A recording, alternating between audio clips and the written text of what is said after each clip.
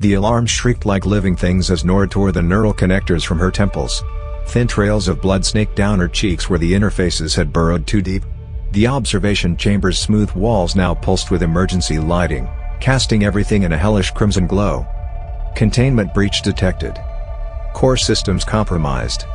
The floating screen showing Vance and Raj flickered and died. Nora's stomach twisted. Were they still alive? Had her override worked? A new screen materialized before her, displaying schematics of the simulation's architecture.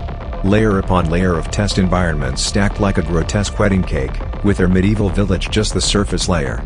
And beneath it all, a massive energy signature pulsed deep in the facility's bowels. The voice spoke again. But now it stuttered and warped. Primary researcher. You must destabilize. Nora didn't wait to hear more.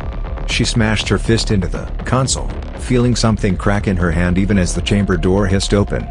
The corridor beyond was all sleek black metal and flickering holographic glyphs, ancient yet impossibly advanced.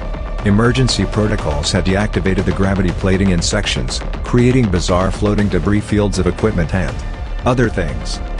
She recognized Lisa Yang's face on one drifting corpse, fully mechanized now, the last traces of humanity erased.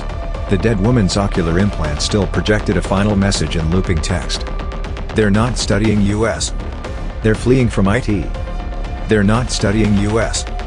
Nora pushed off down the corridor, using handholds to navigate the zero-G sections. The facility was far larger than she'd imagined, not just a lab but an arcology. Through occasional observation ports, she glimpsed other simulation environments. A perfect 1950s American suburb where the residents moved in staggered loops. A sprawling Roman city with gladiators fighting the same battle endlessly and at the deepest visible level. Earth. Not a simulation. The real Earth. Or what remained of it. A scorched husk floating in space, continents melted to glass. Nora's breath caught. The original Dr. Carter's memories surfaced, flashes of an evacuation, of desperate scientists launching this very facility as the world burned behind them. But from what? A thunderous impact shook the corridor. Nora spun to see Vance hauling himself through a damaged bulkhead, his uniform charred and one eye swollen shut. He carried Raj slung over his shoulder. The scientist's frozen arm had grown crystalline structures that pulsed with faint blue light. You. Vance's voice was raw with betrayal.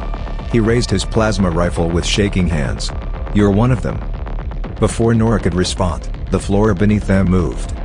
Not just vibration, the entire corridor was reconfiguring itself, walls sliding apart to reveal a vast central shaft plunging into darkness. From its depths rose three massive figures encased in floating preservation chambers. The architects. Or what remained of them. Their once glorious forms were now twisted amalgamations of flesh and machine, frozen in final expressions of terror. The central figure's chest cavity had burst outward, as if something had erupted from within.